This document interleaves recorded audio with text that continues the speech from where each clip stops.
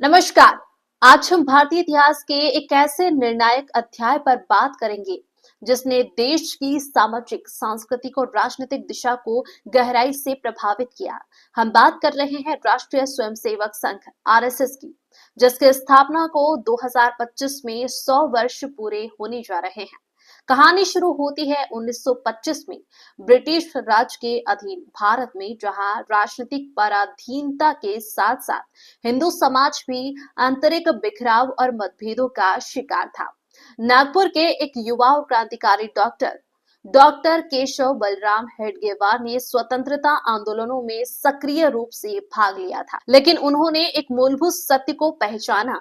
केवल राजनीतिक स्वतंत्रता ही पर्याप्त नहीं है।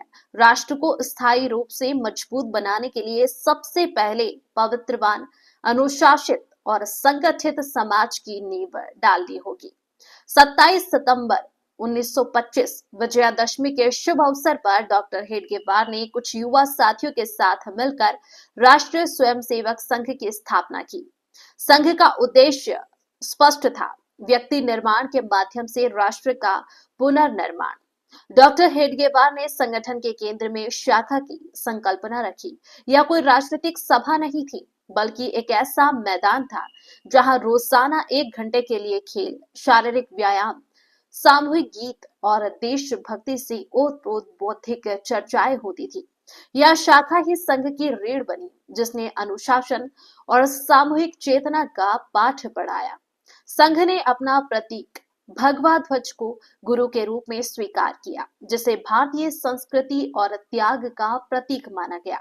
संघ ने खुद को राजनीति से दूर रखते हुए एक सामाजिक सांस्कृतिक संगठन के रूप में स्थापित किया। 1940 में डॉक्टर हेडगेवार का निधन हो गया। उन्होंने संगठन की जिम्मेदारी अपने परम शिष्य माधव सदाशिवराव गोलवलकर, जिन्हें गुरुजी के नाम से जाना जाता था, को सौंपी। गुरुजी ने अथक प्रयासों से संघ को कुछ राज्यों से निकालकर अखिल भारतीय स्वरूप दिया और इसके वैचारिक आधार को मजबूत किया। 1947 में देश आजाद हुआ, लेकिन साथ ही विभाजन की त्रासदी भी आई। लाखों स्वयंसेवकों ने अपनी जान की परवाह न करते हुए सीमा पार से आए लाखों शरणार्थियों की मदद की, उन्हें भोजन, आश्रय और सुरक्षा प्रदान की। लेकिन इस सेवा के तुरंत बाद संघ को अपने सबसे बड़े संकट का सामना करना पड़ा। 30 जनवरी 1948 को महात्मा गांधी की हत्या के बाद संघ पर बिना किसी प्रमाण के पहला प्रतिबंध लगा दिया गया। गुरु गोलवलकर को जेल में डाल दिया गया। स्वयंसेवकों ने लोकतंत्र और संघ के संवैधानिक अधिकारों की बहाली के लिए शांतिपूर्ण सत्याग्रह किया। लगभग 1.5 साल बाद 1949 में सरकार को प्रतिबंध हटाना पड़ा, लेकिन इस घटना ने संघ और तात्कालिक सत्ता के बीच एक गहरी वैचारिक खाई पैदा कर दी। प्रतिबंध हटने के बाद गुरुजी के नेतृत्व में संघ ने अपने कार्य को तेजी से फैलाया। उन्होंने महसूस किया कि समाज के हर वर्ग तक पहुंचने और सेवा करने के लिए विशिष्ट संगठनों की आवश्यकता है। यह काल संघ से प्रेरित अनुषंगिक संगठनों के उदय का काल था। छात्रों के बीच कार्य करने के लिए अखिल भारतीय विद्यार्थी परिषद एबीवीपी 1948 में मजबूत हुई। श्रमिकों के हितों के लिए भारतीय मजदूर संघ बीएमएस 1955, धार्मिक और सांस्कृतिक पुनर्जागरण के लिए विश्व हिंदू परिषद वीएचपी 1964, 1962 के चीन युद्ध और 1965 के पाकिस्तान युद्ध के दौरान संघ के स्वयंसेवकों ने अभूतपूर्व राष्ट्रीय सेवा का प्रदर्शन किया, जिसके कारण 1963 की गणतंत्र दिवस परेड में उन्हें विशेष रूप से आमंत्रित किया गया था।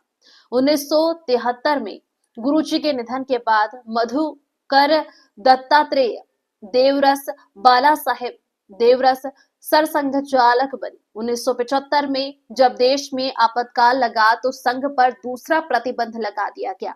यह संघ के लिए लोकतंत्र की रक्षा की लड़ाई थी। हजारों स्वयंसेवकों को जेल में डाल दिया गया, लेकिन उन्होंने भूमिगत रहकर तानाशाही के खिलाफ संघर्ष किया, पर्चे बांटे और जन जागरूकता फैलाई। संघ का यह संघर्ष लोकतंत्र के प्रति उसकी प्रतिबद्धता का प्रमाण था।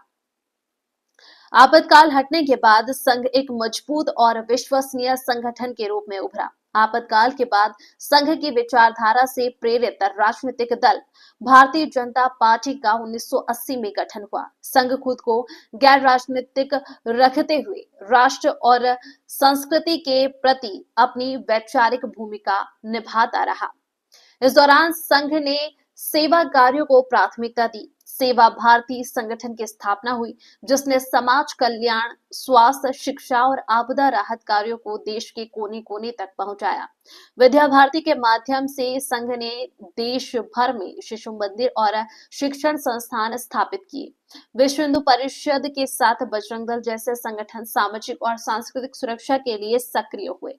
बाला साहेब देवसर के बाद प्रोफेसर राजेंद्र सिंह, रज्जू भैया और फिर केशव राव, सुधाकर राव हेडगेवार, के एस सुदर्शन ने सरसंघचालक का दायित्व संभाला। 2009 में डॉक्टर मोहन राव भागवत ने संघ के छठे सरसंघचालक का दायित्व संभाला। उनके नेतृत्व में संघ ने समाज के सभी वर्गों के साथ संवाद और संपर्क बढ़ाने पर जोर दिया। 2014 के बाद जब बीजेपी केंद्र में सत्ता में आई, तो संघ का वैचारिक प्रभाव अपने शिखर पर पहुंचा।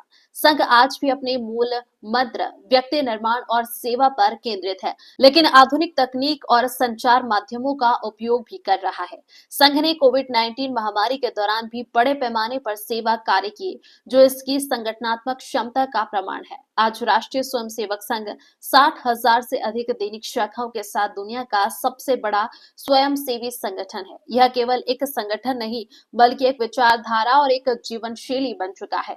और अब यह संगठन 2025 में अपनी स्थापना के 100 वर्ष पूर्ण करने जा रहा है। एक सदी की यह यात्रा डॉक्टर हेडगेवार के एक छोटे से संकल्प से शुरू हुई, जो संघर्षों के प्रतिबंधों और त्रासदियों से गुजरकर आज एक विशाल वट वृक्ष बन चुका है, जिसने भारत के भविष्य को गहरे रूप से प्रभावित किया है।